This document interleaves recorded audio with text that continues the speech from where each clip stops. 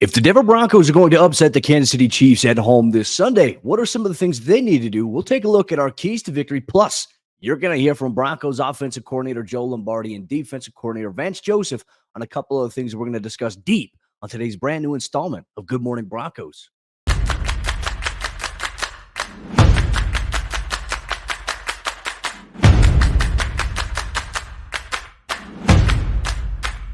Good morning, Broncos country. Welcome into another installment of GMB here on Mile High Sports YouTube page. Mile High Sports is every team, every day for all your favorite Colorado sports teams. We have you covered. I'm Cody Roark. I cover the Denver Broncos as a beat reporter here. You want Denver Nuggets coverage? We have the Pickaxe and Roll podcast with our Denver Nuggets beat reporter, Ryan Blackburn. Plus, you get the Hockey Mountain High podcast with Arif Dean covering the Colorado Avalanche. You get all that action here on Mile High Sports. We just surpassed over 3.6K subscribers here on YouTube. It means the world to us. If you love Colorado sports, subscribe down below so you never miss out on what's going on with all your favorite Colorado professional sports teams. Plus, you get some CU Buffs coverage from time to time from Anilo Piro and Chase Howe here. But I think Broncos country, one thing we need to dive deep into on today's episode of the show is we preview Sunday's matchup. The weather is getting colder, so if you are planning on traveling here for the game, make sure you dress layered. It's supposed to be, I think there's a chance of snow before the game. I think it's supposed to be in the 30s around kickoff. And obviously with those afternoon games, once you get to that 4 o'clock feeling, maybe that third quarter, it gets really, really icy there. So something to keep an eye on here for you going forward here. But ultimately, the Broncos have one more practice today at the Centura Health Training Center in Dove Valley as they're gearing up for a Sunday showdown AFC West rematch against the Kansas City Chiefs, who they lost to just 2 weeks ago, 19-8, where the offense really couldn't get going. And that was the story for the game because Denver's defense, we go back and we talk about it. All right, hey, Denver's defense, who would have told me, would have held Patrick Mahomes and the Chiefs to just one total touchdown in that game and then 40% or 30% on third down conversion rate? I would have said, okay, hey, Denver's got a great chance to win that game. The offense couldn't do anything. And look, that's a testament to obviously the Chiefs defense being vastly improved, I think, from what we have seen over the years. But more importantly, like they made it very, very difficult for the offense for Denver to get in rhythm. And I think that's going to be something that you absolutely have to change going forward here. So we'll see if Denver can find a way to bounce back because you're coming off that Sunday game against the Jets. You go into that Thursday game. You don't really have a lot of time to install a true game plan. You don't get a lot of time to practice implementing that game plan. And that's something that Sean Payton told us after that game is he didn't like the game plan going in. But, also you have to understand, okay, what do you like? What don't you like? And now that Denver, they played on Sunday last week, Kansas City played on Sunday last week. They didn't have to worry about a Thursday night game. They're coming into this week's game. They have a lot of preparation. They've gotten a lot in, and for the most part, they are relatively healthy. So we'll dive into our keys to victory here in just a moment. But I want to go through our practice report here, talking about injuries so far. Now, obviously, as I said, the Broncos have been relatively healthy here. There are two new names that did pop up on the injury report yesterday in Dove Valley. Offensive tackle Garrett Bowles popped up with a hip designation. He was limited. He participated in practice. So that's the thing. Like during our media viewing portion that we saw, Garrett was in team stretch. Garrett was with the individual drills. We don't get to view any of the team period stuff for practice. So after individual period, we get to go back to the media workroom. So during that time, not sure if he was limited and what the contingency plan is. If Garrett, let's say, hypothetically speaking, weren't able to go, maybe be Demontre Jacobs, the undrafted rookie free agent, might be an elevation. There could be Quinn Bailey, who's obviously got some experience playing tackle as well. But Garrett should be fine to go. I mean, just from my observation, watching him in stretch, watching him in individual, I mean, it didn't seem like he was there. So when he popped up on the injury report, it's a little bit of a surprise to all of us. And then wide receiver Brandon Johnson popped up with a hamstring designation. So part of me is trying to figure out here, okay, hey, we saw him during team stretch. We saw him during individual. Part of me is wondering, usually when an injury designation, when players get added to it, did this happen during practice to where they get added to it? I'm not sure. It's something we'll continue to monitor. But, I mean, obviously, if it impacts Brandon Johnson's availability potentially on Sunday, maybe we will see a little bit more Marvin Mims. Maybe we'll see a little bit more little Jordan Humphrey in terms of emphasis and volume in the offensive game plan and obviously the scheme and the reps there. So I think that is something that we absolutely have to take a look at here. But Broncos country, let's dive into our keys to victory here. We're going to take a look at one offensive key. We're going to take a look at one defensive key, and we're going to discuss. And as you're watching along here, make sure you drop it in the YouTube comments your keys to victory, what you want to see here for Denver. We'll also talk about players to watch. So for the Broncos offense, I think the one key to victory against Kansas City, look, that defense right now, they're a top 10 defense in almost every major statistical category. They're the number one scoring defense right now in the NFL, and they are generating a lot of pressure on opposing quarterbacks. 2 weeks ago, they sacked Russell Wilson 4 times. Last week against the Chargers, they sacked Justin Herbert 5 times. They hit him a total of 8 times in that game. So they are finding ways to generate pressures, whether it's a zero blitz, whether the defensive line is just creating penetration in the backfield and hitting quarterbacks and getting them. And they did see a boost defensively with the return of Charles Omenihu on the defensive line. So you're going to have Karlaftis, Omenihu. You're going to also have Chris Jones, as we'll talk about and dive deep on a little bit later on here in today's installment of the show. So for me, I think with how successful their pass rush has been and their pressure looks have been and their coverage has been on the back end of that secondary, you look at where Denver struggled in that first matchup, they couldn't pass the football. The passing lanes were closed down. They would bow the pocket, and then they would get their hands up the defensive line, and it led to some batted passes there. Obviously, one of those batted passes in that Thursday game led to an interception. So I think ultimately where we're standing here right now, the Broncos offense has to come out in this game and they have to run the football, right? And they have to try to gash Kansas City in the A gap, B gap. They have to try to get to the outside there because that's the only way you can soften up this Chiefs defense. And that's not an easy task with those guys that I had just mentioned. And not to mention, they have guys in the secondary that are coming up and they're tackling really well also. So that is the dilemma here. But look, this is football. It's a numbers game, and you have to find a way to get good leverage. You have to find a way to take advantage of that. The Broncos rushing offense, they're coming off of a 145-yard rushing performance as a team collectively last week in their win against the Green Bay Packers against a pretty solid front seven.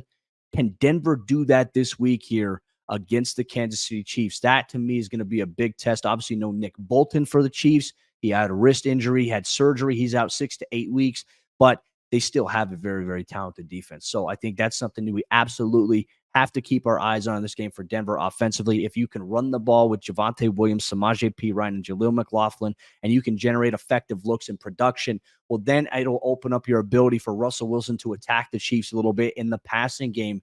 And that's where the route concepts, because of how the Chiefs play a lot of inverted looks, like, for example, they'll play outside leverage with their corners. Their safeties will obviously be over the top, but then their nickel guys or their inside linebackers, they're going to cheat a shade over. So, for example, if you have a trips formation to the left, you're seeing the nickel guy play outside leverage of the number 2 receiver to take away anything going outside. They want to force things to go inside there. So that's the dilemma. That's the challenge. I'm very curious to see how Russell Wilson and passing game coordinator Johnny Moe, as the players call him, how they devise a game plan up this week for that. Defensively, I mean, what the idea and the cliche thing for me to say would be, okay, hey, stop Patrick Mahomes and Travis Kelce. Here's the deal. No one's doing that. No NFL team has figured out how to stop that dynamic duo. And look, now the reintroduction of McCole Hardman is a dynamic there. You take a look, obviously, Marquez Valdes-Scantling coming off of a big game. Isaiah Pacheco can go off at any time. And then Jerick McKinnon has always been a guy that's somehow been a thorn on the side of the Denver Broncos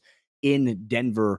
They have a multitude of guys offensively that can just step up. You know, if you try to take away one option, they're going to have another guy that's going to try to get you. And that's why I think the Chiefs went out and they retraded for McCole Hardman, who they traded through the Jets this offseason, because they needed a guy that Mahomes can trust as he's continuing to build chemistry with guys like Rashee Rice and obviously some of the other young guys that they have there. So for me, you know, I'm looking at where Denver's at in this game. Defensively, I think you have to bow the pocket. I think you absolutely have to try to do that, because I think in that first matchup on Thursday Night Football, Denver did a really good job of bowing the pocket around Mahomes, not getting too far upfield with their pass rushers, their defensive line, but just kind of bowing it around him like a horseshoe shape, to where if he's trying to scramble out, you can at least try to collapse it. And I think that Jonathan Cooper, Nick Bonito, they did a good job. DJ Jones didn't play in that game, so you're more than likely you're going to see Zach Allen, DJ Jones, Mike Purcell, these 3 guys starting on the defensive line, Nick Bonito, Jonathan Cooper, and then you're going to reintroduce Baron Browning into the rotation alongside Ronnie Perkins at edge rusher. Obviously, Kareem Jackson not playing in this game, suspended 2 games, so PJ Locke anticipated to step into that role here. Denver's going to have to avoid giving up big plays in the passing game. More importantly, if you're on a third down situation, understand where Travis Kelce is. Understand where he can attack your angles and your leverage. Like, the communication has to be on par. And if you can force Kansas City to settle for long field goals or get off the field on third down, even better, right? then you have a really good chance if the offense can find a way to capitalize. It's hard because Kansas City, you look at them in almost all three phases, they're a complete football team. They understand how to attack your weaknesses and maximize what they want to do to impose their will. And I think so far in this series, look, Denver obviously has lost 16 straight games. Kansas City has done that too much, far too often against the Denver Broncos. So we'll see where things adjust here going forward. Those are your keys to victory on offense and defense. We highlighted some of the key players to watch here, and we're going to continue diving deeper into that as we're going to hear from Joe Lombardi and Vance Joseph here in just a moment here. Broncos country, real quick, let me tell you about Superbook Sports. Why bet with the big boys this football season? Instead, try your hand with the local book. That's Superbook Sports. Superbook Sports is the book next door. It's just a dedicated team of the best odds makers in Las Vegas, making sure that you get the best prices and parlays anywhere. And now Superbook, they'll give you a bonus of up to $250 when you sign up and wager on the same day and use promo code Mile High. So bet with the best and use promo code Mile High this football season with Superbook Sports. Visit superbook.com for terms and conditions. Gambling problem? Call 1-800-GAMBLER. All right, as we jump into the second half action here on this morning's installment of Good Morning Broncos. Broncos country, I hope you're staying warm out there. The weather is chilly. I turned my heater on. I've got a fresh new cup of coffee, so make sure as you're listening to this or you're watching this, go pour yourself a cup of coffee as we break all the action down ahead of Sunday's matchup, 2:25 p.m. Mountain Time, kickoff Empower Field at Mile High. It is spooky season here coming up, and obviously there's a lot of storylines maybe coming up after the Broncos game against the Chiefs. We'll see how things go. Obviously, with the NFL trade deadline coming up next week, we'll dive deep into that, and you can have more expectations on conversations and obviously reaction to things as they happen here on Good Morning Broncos on Mile High Sports, and also milehighsports.com for all the up-to-date action that you're going to get by the minute anytime something goes on there. Check it out, milehighsports.com here. We got to hear from Broncos offensive coordinator Joe Lombardi yesterday following practice. And one of the things we talked about with him was just, the run game, and also Chris Jones. What dynamic does this guy provide that really impacts how you call a game as a play caller here? But I think first off, we talked about it in our keys to victory. Denver's going to have to find a way to run the football. And if the game can be close, Denver's got a really good chance. And sometimes this season, Denver has abandoned the run game. That's because they've either trailed by 2 or more scores, or the circumstances of the game prohibit them from doing just that. I mean, abandon it. Hopefully you never have to do that. If it happens, it's usually because, the scores got out of hand.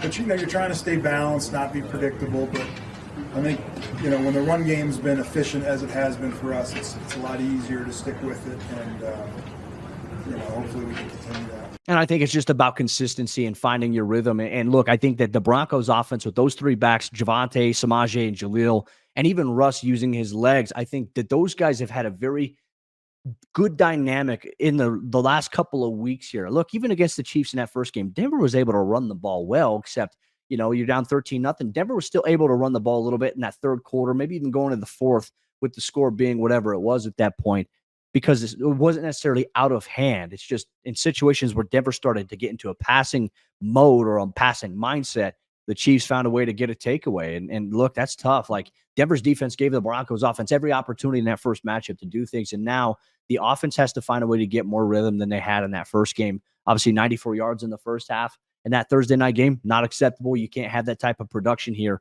this upcoming Sunday against a well-rested Kansas City Chiefs team. But, one thing about that Chiefs team is they have one guy on the defensive side of the ball who is a thorn in anybody's side, and they move him around everywhere. We're talking about Chris Jones, defensive lineman extraordinaire there for Kansas City. Here's what Joe Lombardi said about the challenge and what he presents to the Broncos offense. Yeah, wherever he is, he's a challenge. And, I know when they first started doing that, there was like, oh, good, I want him on the edge. I don't want to have to block him at the 3 technique, but he's certainly disruptive everywhere he goes. So he's one of those guys. It's not every week that you put a jersey on your scout team where the interior defensive lineman is, but when you're playing him, it's a lot like Aaron Donald. Like, we have to know where he is every play. And I found that a little perplexing as well, too, because usually he's dominating on the interior as a 3 tech. He can slide in and play inside that A gap.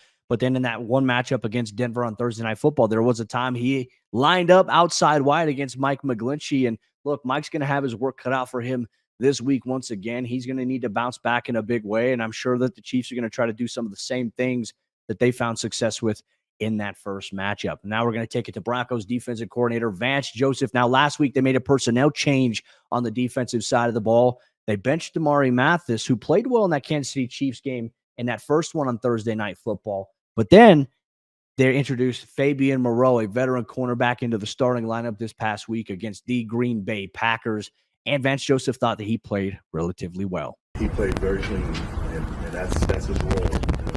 When you're a corner opposite of Patrick, you've got to be ready for all kind of looks at different concepts and routes. And he's a veteran guy who's played a bunch of football at a high level, and he played clean for us. It was fun to see. And I felt like for Fabian too, he came in, had good rhythm to him in terms of what he was doing, coming up against the run, in pass coverage. There were a lot of times where he got in phase, had good coverage on some downfield throws there. You're going to have to continue to do that against this Chiefs team because, look, with Travis Kelce, more than likely, Patrick Surtain probably following Travis Kelce around a little bit like he did in that first matchup.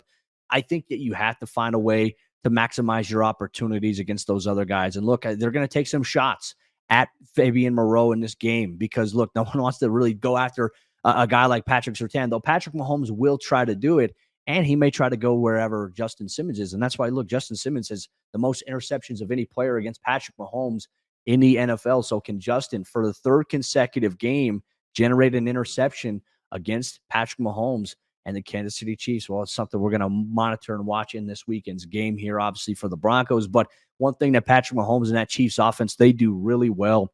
Mahomes is good at improvising, right? So it goes back to the key that I had to victory on the defensive side of the ball, blowing the pocket here. When they run the scramble drill, they're so efficient. That's something that Broncos defensive coordinator Vance Joseph highlighted as an area they absolutely have to buckle down on. It's different.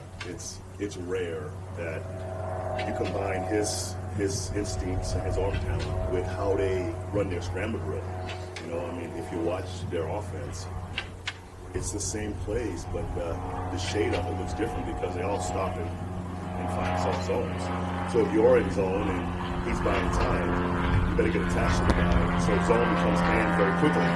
But it's impressive to watch, and it's happened every single week. You know, and teams are talking about it, right? And having plans to get attached earlier during the scrambles, but it's not happening. So we got to figure it out this week, but it's a tough hour. Couldn't agree more with Vance there. It's the biggest challenge there, and he's a guy, obviously, because of his elusive nature, can spin around, right? You chase him to the right side, he'll plant his foot, spin around backside left. Like, you have to be on your P's and Q's here against Patrick Mahomes. The Broncos will wrap up practice here today at the Centura Health Training Center in Broncos country.